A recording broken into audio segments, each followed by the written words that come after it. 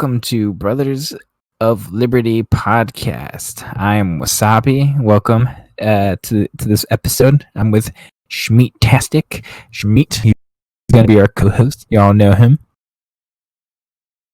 Yeah, I'm the one that talks a lot. Really, about all the stuff that really grinds my gears. Oh, yeah. So we're gonna do a bit of a catch-up since we've been off since basically Thanksgiving, enjoying the holidays, taking a bit of a break from the madness of, the United States, politics, everything that's going on. Just enjoy time with the family, and now we're going to get back in it. So it's going to be very, very fun. Today we're going to talk about the a lot of stuff. Yeah, we're going to catch up on stuff. We're going to talk about what the future kind of holds. And then maybe end on some positive things, some good things, and hopefully you guys like it and enjoy. All right. So, okay. Sorry, yes. Shmeet-tastic. I outed you again. My bad. This is the second time you've outed me. I'm sorry. What's the point of having a nickname? Sorry, brother. I just like it because it gives us, more, I don't want to say authority, but kind of just gives us, it's like, hey, I'm Jake. But then it's like, more familiarity. Yeah, it makes us more brandable, kind of like, that's pretty cool. More brandable. You call yourself Wasabi. I've called myself Wasabi since high school. Actually, people call me. I know, I was there. Boom. Since we last talked, I think we talked really basically just election catch up and the fraud and stuff, and a lot of things have come out since then. A lot of issues have come out, and basically the last 2 months, the Republican Party in general and a lot of just the entire government in general has failed this country generally, at least with this particular election and how it was done and the checks and balances, and there's no other way around it, and people can argue it, however they wish and however they want to, but this was not a constitutionally fair election. This was not a legitimate election in any meaningful way, and this election was generally a fraudulent election. And the levels that we actually don't know, but at the very least enough to where it actually swung an election. Well, because that's the major argument most times, where they say, there's election fraud, but it's generally not enough to have, affected the election. I'm one of the people that I think any level of election fraud is worry for concern. Exactly. And I think we saw the games that get played normally on a low scale, on a much higher scale this time. And it really brings it all into, stark focus for a lot of people. And I think it's only going to get into more focus for more people when we roll into this next few years, just how bad things are. Because the only thing that's going to happen is more and more light is going to be shed onto what happened. More and more people are going to talk about it. You're going to have more reasonable conversations, and more analysis is going to have been done, because there's only so much poking and prodding that you can do in a couple months. Especially with our process. I don't think we've seen this much attention to just, I guess because they just point to the government since Bush's first term. I would say Bush's second term, because that's really when the everything started to go south for Bush and the Republicans. But I really don't think, I think we've kind of in the past beaten the election fraud stuff to a dead horse. So we already have one half of the government of the country that does not like the government. They don't even like their own elected representatives for the most part, because who actually likes Mitch McConnell? There's not a lot of Republicans that actually like Mitch McConnell. They just vote for him because they didn't want the Democrat to win. And you can call me wrong on that, but watch the next time that he comes up for election. You're going to see a bunch of people. He's going to get primaried out. And I really think that this this failure of the government, because there was a failure to address the concerns of election fraud, which is a direct attack on democracy. Any way you want to look at it. If half the country doesn't think that an election was fair and square, that is an outright assault on democracy, because you can't have a democracy if people don't think that their vote's actually getting heard. And all kinds of stuff like that. And I think we're going to enter into a period where it's going to get rough, because a lot of people signed on to, voting for Democrats, or signed on to just being like, oh, whatever, yeah, you MAGA people are so dumb, without knowing what they're really getting themselves into. And hey, Mad Max was based in 2021. Do it. Just saying. That's just kind of, to kind of make the quick. I think I'm not gonna point out like specifics, so to say, of like what everything is gonna go bad, but I think we're in for a lot of people waking up, because they there's a lot of people that live in my dad calls it their liberal bubbles, right, where the homelessness hasn't reached their corner yet.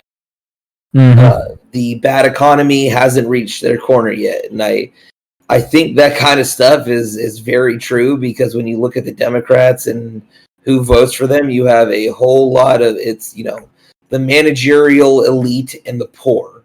Well, the poor are already voting for them because they keep saying they're going to do stuff for the poor, and they do. But these managerial elite types are voting for them for because anti-racism basically is all I hear.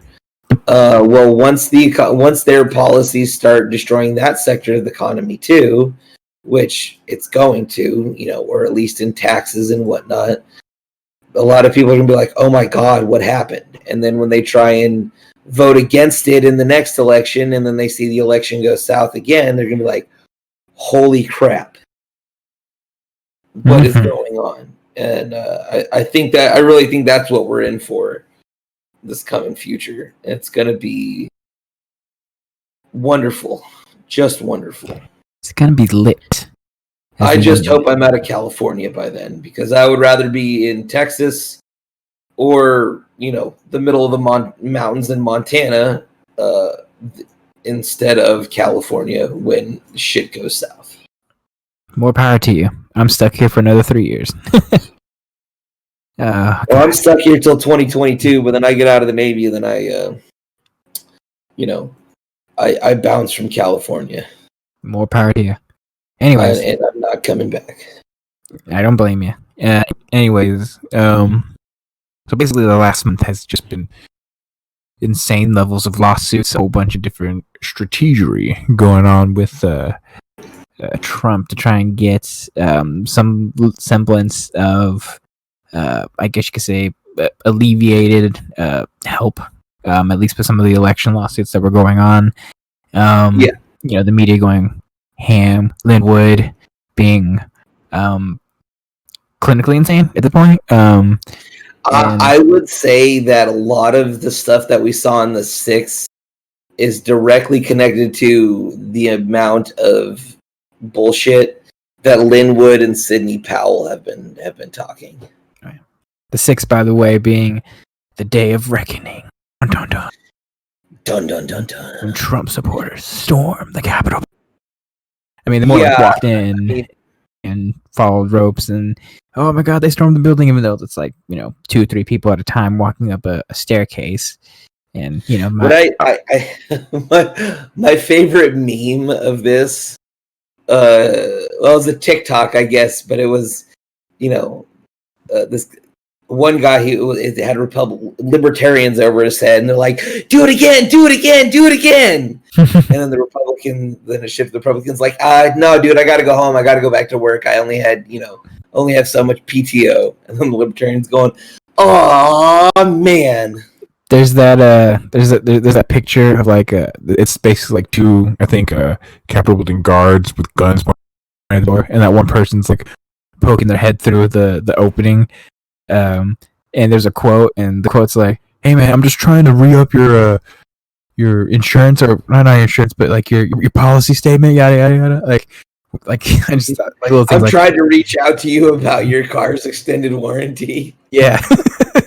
And then little things like there was another meme that I posted, and it was like, "Hey man," or like it was just a picture. It was like a much more landscape picture of the entire room, showing the door and the arcade and stuff. And it's like when you and your homies are playing chicken to see who's gonna open the door in Call of Duty Black Ops. It's like little things like that. Oh, but basically the day that they walked in with Antifa people, Trump people, it's all a shit show. Ultimately, well, I mean, I don't know what they expected. Like these guys, the media has been saying for all of 2020, like, oh, who says that protests need to be peaceful? And then a non-peaceful protest happens, and then they're like, it's a terrorist uprising, it's an attempted fascist coup. No. Okay. Yeah, I know. Wait until the real coup happens. If it ever happens. But I will say this, which I think will lead into our discussion about 2021, since everyone's talked about the 6th, which is as the recording of this 2 days ago, that it's going to be a very interesting year in 2021. And I think everything that we've seen in the last. Yeah, sorry, keep going. Everything the last couple of days that we've seen is just a reaction of, what the establishment and Democrats and old school Republicans basically just they're panicking in a lot of ways, and I'm just very curious to see what's going to happen as a result of what's basically culminated in this. Oh yeah, so, I mean, I think we're in for a public rude awakening. I don't want to go so far as to say like we're in for a civil war, although I think we are very, very close to being in for one of those. Like, I guess I'll get into that with, have you ever heard of the fourth turning theory? The what? The fourth turning theory? Oh, enlighten me, brother. So I'm sure you've seen the memes of, hard times make strong men make good times make, that whole thing. Well, that's basically it. Right? It's the concept of every fourth generation, something major happens because people have no memory of a hard time. One sec. Sorry. Well, I mean, that makes sense if you look at just our own history. I mean, well, I mean, it perfectly aligns with it if you really think about it, because we had the American, we had the Revolutionary War, and then about 100-ish years later, we had the Civil War, and then the same stretch of time later, we had World War II and World War I, and now we're about that many years later to this point.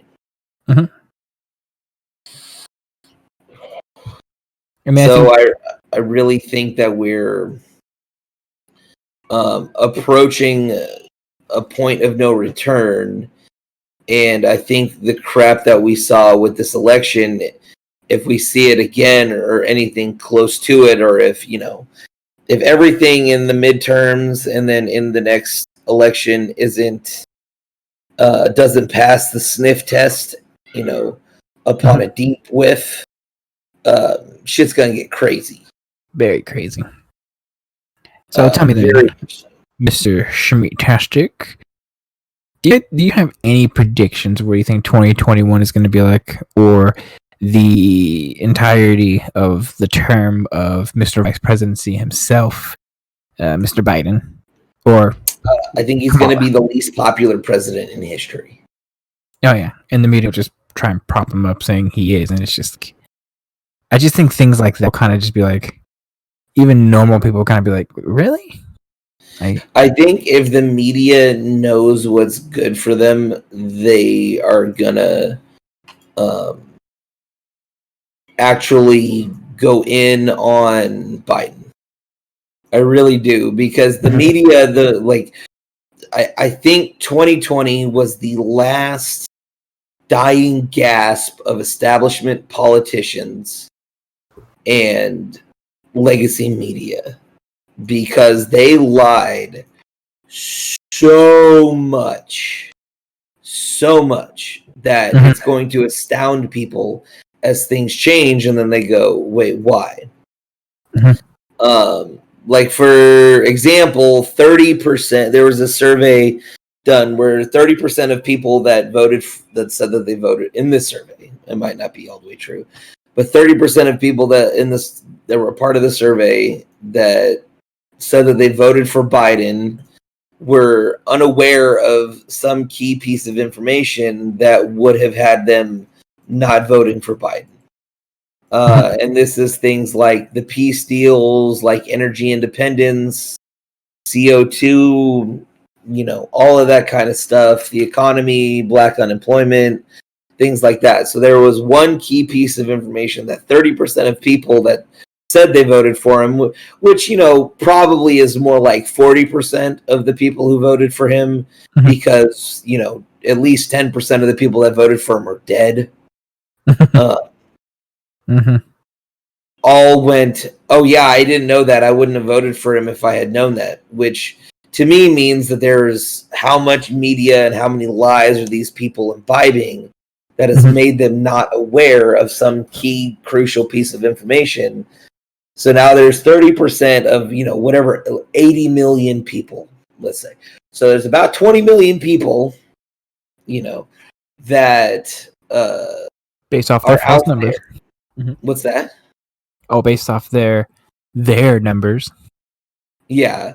So let's just say, if we broaden this out, because I think it's like, whatever. So let's say there's 50 million people that, either voted for or just had tacit support of the incoming president, that didn't know some crucial piece of information that's now going to go on to affect their life in the near future. As policies get reversed or things change, and then they go, oh, why is gas more expensive? Why is this happening? Why is that happening? And then they look into it and they'd be like, oh, well, this is a reversal from the Trump decision that had this, because, under Trump we were this, but because of this we went. It's like, wait, I didn't know that happened under Trump, because, it's going to be very hard to realize a lot of this stuff when it's just going to smack you in the face. And I think 2021 is going to be the beginning of a whole lot of, oh shit, we're getting smacked in the face. There's going to be a lot of conflict. There's going to be a lot of problems. I'm genuinely very worried. But at the same time, I'm kind of just like, you know what? Let's just get some popcorn. The new season of South Park is going to be very lit. Well, I think there's going to be a lot of there's going to be a lot of Democrats or people that are just like tacitly liberals that are going to be really pissed off at their party. And I think in a lot of states, that's going to cause a lot of change. I don't think it's going to do a damn thing in California, because this state is already on fire, and people will get fed, oh, the fires are because of global warming. Ooh, boogeyman. And Californians just eat that shit up like it's fucking cocaine. I will say that, I am pretty proud of California, but one thing is that, they voted down a couple of the stupid props that, were basically just, the whole... the racist one? Yeah. Racist one. Basically any prop they gave, I think social media companies a lot more power, because I think they're just like, why am I spending 80 cents to have, like, for your... social media, like, that makes no sense. And then, so I think people are aware. I just think Trump Reagan syndrome in California is pretty powerful. Because I mean, like, I don't know. Like, I'm of the opinion that I hate to say it like this is I don't know how much elections matter anymore. Well, they don't have to conduct it like this. Yeah, and I mean, if we don't see election security provisions, especially in California, where a couple years ago they legalized ballot harvesting, and then all of a sudden the next major election you saw, 3 million more votes this time when the population of California has gone down. Because people try and justify the good reasonings behind ballot harvesting of, well, it makes sure that the disenfranchised can vote, and it's like, no, it makes sure that political agents can go out and use money to buy votes because they go into the poor neighborhoods and be like, yo, you want $100 gift card? Vote for my guy. Here, fill it out. I'll turn it in for you. Can I make one interesting prediction that I think might probably occur? What's that? Well, these mask things aren't going to go away. And I think if they do go away, it'll be such a brief time. And then basically under Vice President Biden, it's probably just going to be like, hell, if we have a flu season or COVID fourth wave and the 16th strain by like November, then masks will come back on and then off and then on and then off. And then I think at a certain point, he's probably going to try and really just go ham on COVID, and it's just going to be. I think by the end of this year, if COVID doesn't go away, I think it's going to be a problem. Well, I kind of think what's going to happen is that they're going to do their little mask mandate thing that they've been talking about, and then they're going to do their however many week lockdown. And then, boom, bang, magically, we're going to be good again, and they're going to open everything back up. Because masks don't work. They don't. I mean, I've learned all this in medical school.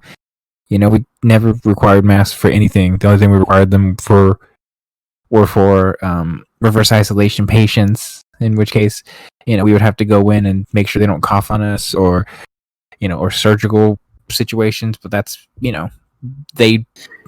it's pointless, really, with all with masks.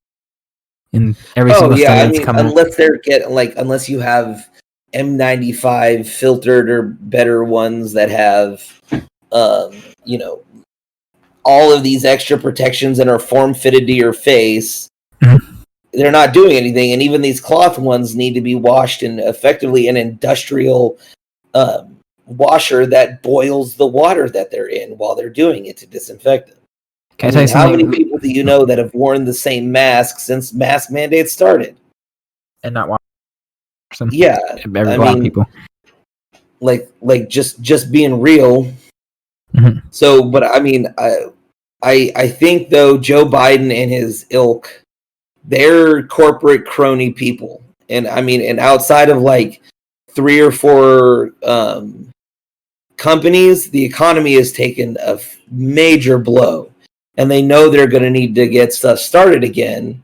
So they're going to be, very, very quick on the turnaround to be like, oh, yeah, look, what we did magically worked. You guys are good now. Go back to normal. Mm-hmm. I don't think that's going to happen, but I think that's what I think might happen. But, I personally think that we're going to get some conversation about how, okay, well, now that the vaccines are coming out, we're going to let everything open back up. People are just going to still be wearing their masks for the rest of the year, but the economy is going to go back to normal, and stuff like that. That's how I think. I also think too it's going to be very interesting because I think this year is going to be a bit of a test year for. I think, Biden and his presidency, they may have all 3 branches, technically speaking. But I think they realize they kind of have to walk on eggshells. You know what I mean? Because I feel like the eyes are on them. Like you said before, there is no Trump anymore. the orange man's out. You don't have a face like Obama out there. I mean, it's basically because Biden. People don't like Kamala Harris. Yeah, people do not like Kamala Harris, and that is a fact. They do not. She is not she was not a popular candidate. She still isn't a popular candidate. People do not like that woman. So they do not. And you have a whole lot of people that got all hyped up on the anti-Trump train that are now going to be like, okay, news, where's my stuff? What's going on? Talk to me.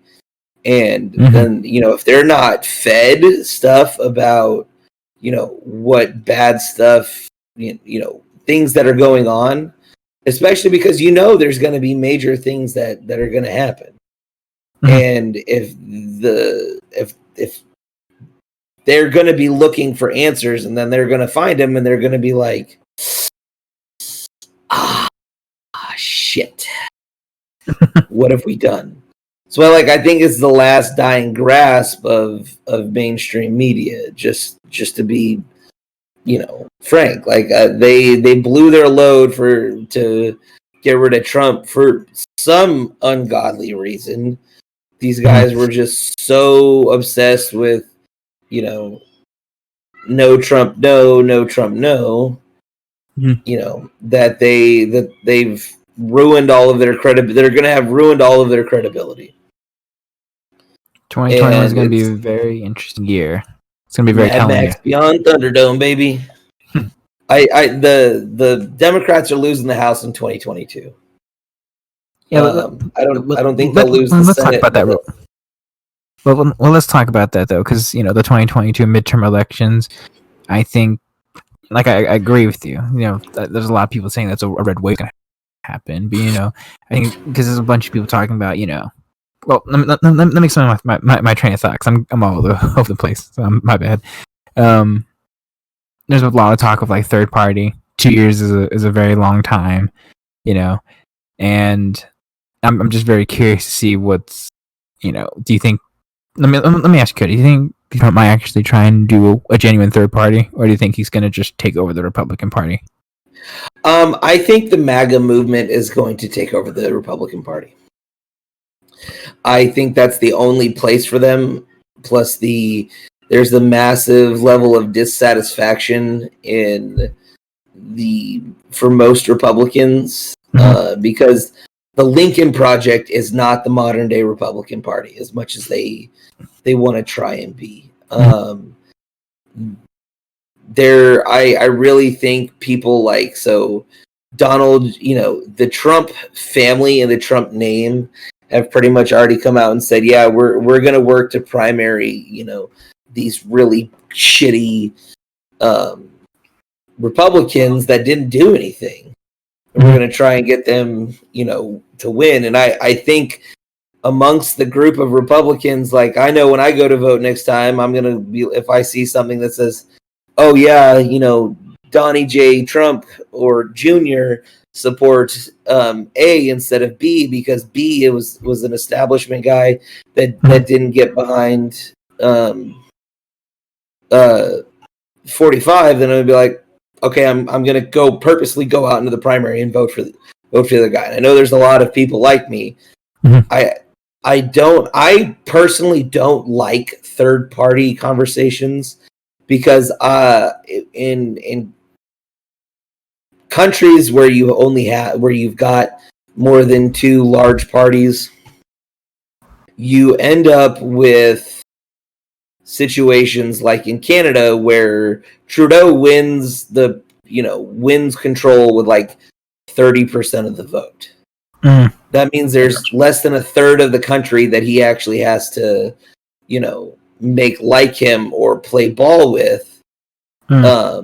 Whereas with us, it's you have to get half or more, right?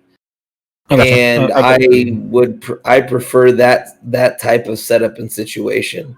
So I think in our established political machines, the only way to move forward is going to be through taking over the one of the main two parties. And I think we're going to see a big transformation of the Republicans into the populist blue collar party that the Democrats used to be, that kept them in power for however many fucking, from when they shouldn't have been. Agreed. Hang on.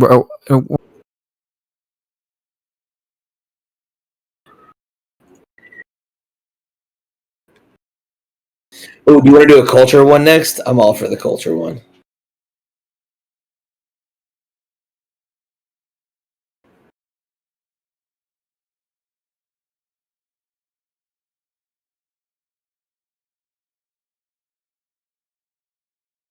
Dope, let's do this.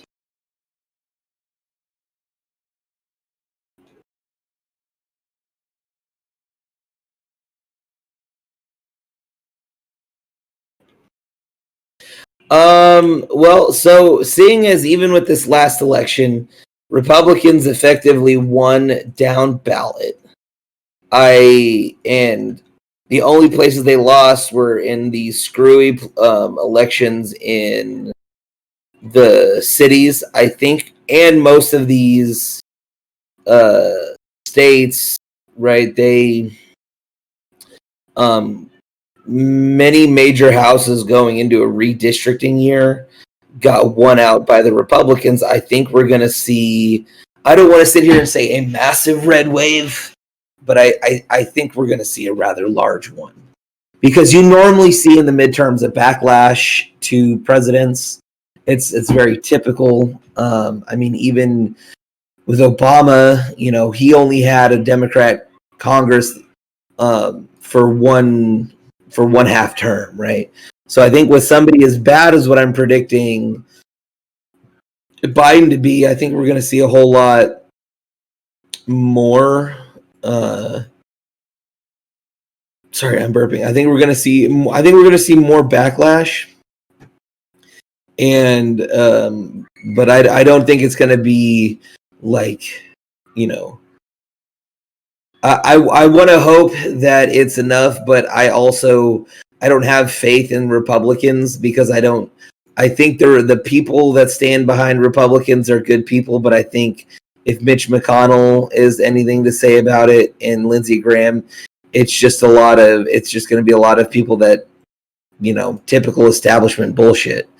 They had under Trump, the first part, they had both houses, they had all three branches, and because Mitch McConnell is a twat waffle, they didn't do anything with it. There was a lot of times where Paul Ryan, the Speaker of the House at the time, got a bunch of really good bills passed and did a bunch of good stuff, and Mitch McConnell refused to call it up for a vote. Which is also why I think Mitch McConnell is out as any form of leadership with the Republicans. I think the Republicans dislike him more than the Democrats dislike Nancy Pelosi.